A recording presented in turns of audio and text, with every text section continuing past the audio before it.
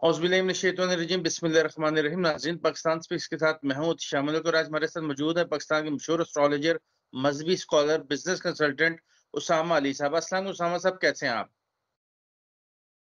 जी वालेकुम अस्सलाम सर, मैं खैरियत से हूँ। आप सुनाएं, क्या हाल है आपके?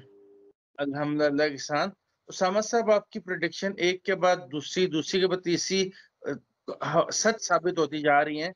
हमें ये बताएं, इस वक्त अब हमारे जितने दोस्त हैं सब देख रहे हैं अमेरिका के इलेक्शंस को। अब अमेरिका के इलेक्शन होने जा रहे हैं, 1-2 दिन बाद अमेरिका के इलेक्शन है, ट्रंप और कैमला हैरिस का मुकाबला है और बहुत सख्त कंपटीशन होने जा रहा है। क्या अमेरिका में पहली दफा कोई खातून सदर बन पाएगी या दोबारा एक दफा फिर हमें ट्रंप साहब नजर आते हुए दिखाई दे रहे हैं? जी बहुत शुक्रिया आपका। बिस्मिल्लाह रहमान रहीम, अल्हम्दुलिल्लाह रब्बिल आलमीन, अल्लाहुम्मा सल्ली अला मोहम्मद व आले मोहम्मद।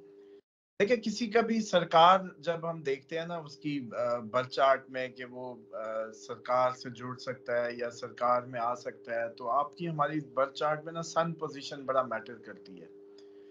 अच्छा, सन पोजीशन अगर किसी के भी बर्थ चार्ट में स्ट्रांग हो तो ये माना जाता है कि जिंदगी में कभी ना कभी उसको सरकार से कोई ना कोई ओहदा या कोई ताल्लुक बनेगा। इवन कि अगर आपकी किसी लोअर ग्रेड में भी सरकारी जॉब हो तो इसका मतलब है कि आपका सन मजबूत है और अब आप जो है वो काबिल हैं कि कल को कोई और बड़ी पोजीशन पे भी सरकार की जा सकते हैं।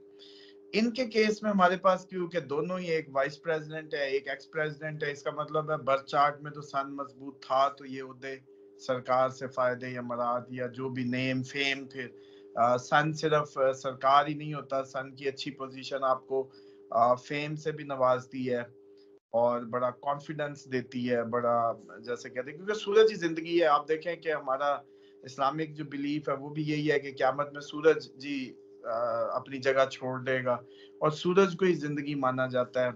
और एस्ट्रोलॉजी में भी सूरज ही रूह मानी जाती है, सोल कनेक्शन जो है वो सूरज ही माना जाता है। और इसके बाद ये होता है कि इवन के सन पोजीशन ही मैटर कर रही होती है सरकार से। और जब गिरन लगता है सूरज को तो हम उस वक्त कहते होते हैं कि जी किसी की सरकार आएगी या गिरेगी या सरकारी मुलाजमीन के लिए टफ टाइम होगा। तो अब अगर देखें कैमिला की तो उसकी राहु वीनस की दिशा चल रही है जो कि बड़ा कम्युनिकेटिव बनाती है, कनेक्टिविटी हाई करती है और बड़ी उसको मौका मिला इस सारी कैंपेन में अपनी कम्युनिकेशंस करने का और कनेक्टिविटी बढ़ाने का, even as a presidential candidate. लेकिन जब हम इस टाइम करंट ट्रंप के चार्ट और इस चार्ट में जब कंपैरिजन करते हैं तो ट्रंप का सन पोजीशन जो है वो उसके 10th हाउस में फॉल कर रहा है सन। और 10th house he doing house माना जाता है आपकी जो कर्म का घर या कामों का।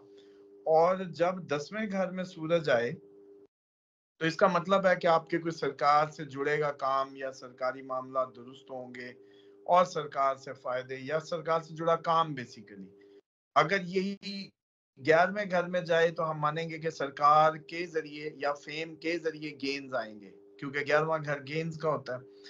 इसी तरीके से आपकी जहां जहां जिस हाउस में जाएगा सन, उस हाउस को सरकार, फेम, रिकवरी, हीलिंग उससे भर देगा। और जहां ये बैठ जाता है डेफिनेटली ये कंबस्ट कर देता है इसके साथ छोटे प्लैनेट्स को, वट एवर वो मरकरी वीनस वगैरह अगर इसी के सेम नक्षत्र में फॉल कर रहे हो तो वो फिर अपना असर भूल जाते हैं या मध्यम हो जाता है। तो इस हिसाब से अगर देखें तो ट्रंप के चांसेस एस्ट्रोलॉजिकली कैमला से ज्यादा बनते हैं सन पोजीशन की अगर जो रीडिंग लें। और उस हिसाब से ये लगता है कि ट्रंप आगे निकल जाएगा और सरकार में आ जाएगा।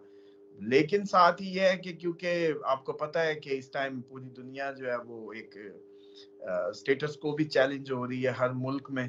और ये इलेक्शन भी पाकिस्तानी इलेक्शन की तरह हो सकता है, मतलब इसमें भी शोर शराबा हो, अनरेस्ट भी देखने को मिले, इसमें मीडिया पर्सन्स पे भी कोई प्रॉब्लम्स आए, सहाफ़ियों को भी कोई थ्रेट्स फेस करनी पड़े, ऐसा भी चांसेस हैं।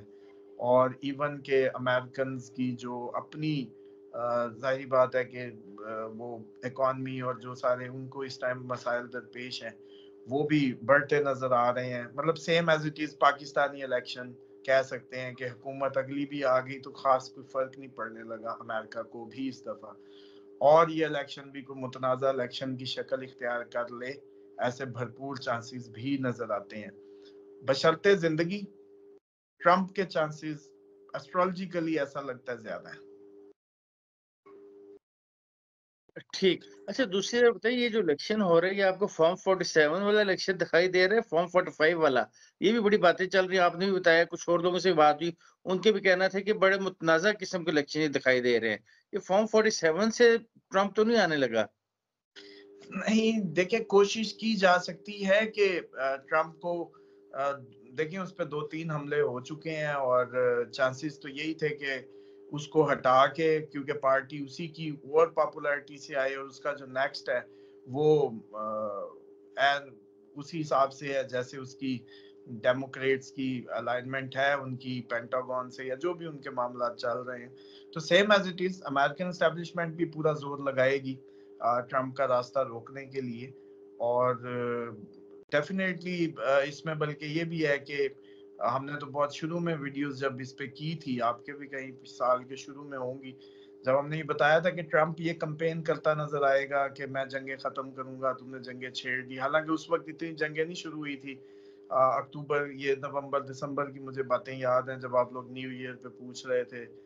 तो उस हिसाब से यस, ये लगता है कि ये हो, लेकिन ट्रंप 47 से नहीं आएगा।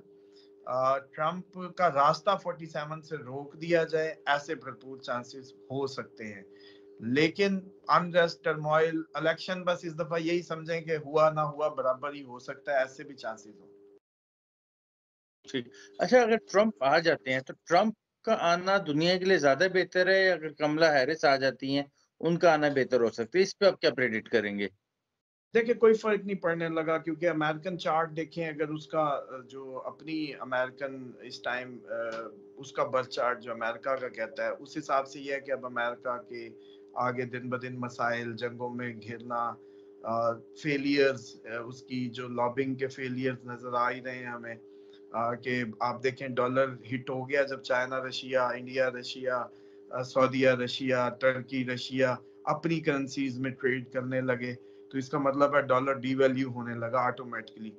और आगे भी ऐसे ही नजर आता है कि अमेरिका अपनी ग्रिप को झुंझलाहट में हासिल तो करना चाहता है वापस, लेकिन अब वो बात जो है दिन ब दिन उसके हाथ से फिसलती नजर आएगी।